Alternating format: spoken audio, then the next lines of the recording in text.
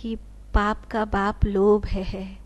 ऐसे एक बार कहते हैं, किसी ने सवाल पूछा कि पाप का बाप कौन है, तो पाप का बाप कौन है ये बात पता नहीं चली। तो वो जो पंडित जी थे बेचारे सोच रहे थे कैसे बताऊं पाप का बाप कौन है, पाप का बाप कौन है। तो एक स्त्री थी जो ऐसे वैश्या कहलाती थी, तो उसने क्या किया कि मैं पंडित जी को बता देती हूँ कि पाप का बाप कौन है। तो उसने प्रार्थना करी, आज मेरे घर पे भोजन करे। नहीं नहीं नहीं नहीं, मैं किसी वैश्या के घर नहीं आ अच्छा केवल देहरी तक आ जाए। और उसने दक्षिणा देना वहीं से आरंभ कर दिया। दक्षिणा भी मोटी थी, तो पंडित जी ने सोचा देहरी तक ही तो आना है, कौन सा मुझसे कोई पाप चिपक जाएगा। तो वो देहरी तक पहुंच गए। वहां पहुंचे, दक्षिणा थोड़ी और मोटी मिली। भगवान आप यहाँ तक आ गए हैं तो जल पीकर चले जाते, कम से कम मेरी कुटिया शुद्ध हो जाती। तो सोचा पानी ही तो पीना है, ठीक है पी लेता हूँ। तो वो पानी पीने के लिए भीतर चले गए, पानी पिया।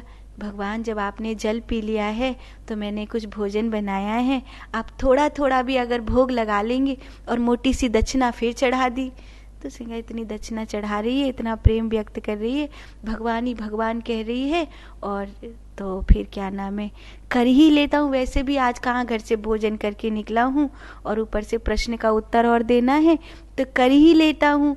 तो वो भोजन करने के लिए बैठ गए, भोजन कर लिया, फिर मोटी सी दक्षिणा आई, थोड़ा विश्राम कर लीजिए।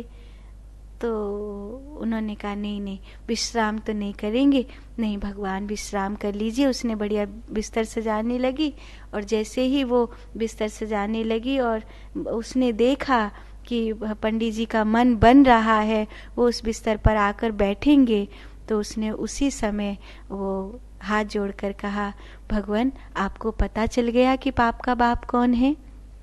कहाँ, अभी ढूंढ ही रहा हूँ। तो उसने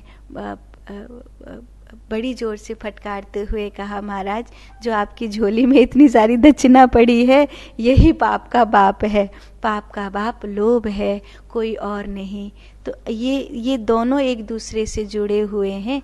जहाँ जहाँ लोभ है वहाँ पाप। लोभ किसी भी चीज का हो सकता है, धन का लोभ हो सकता है,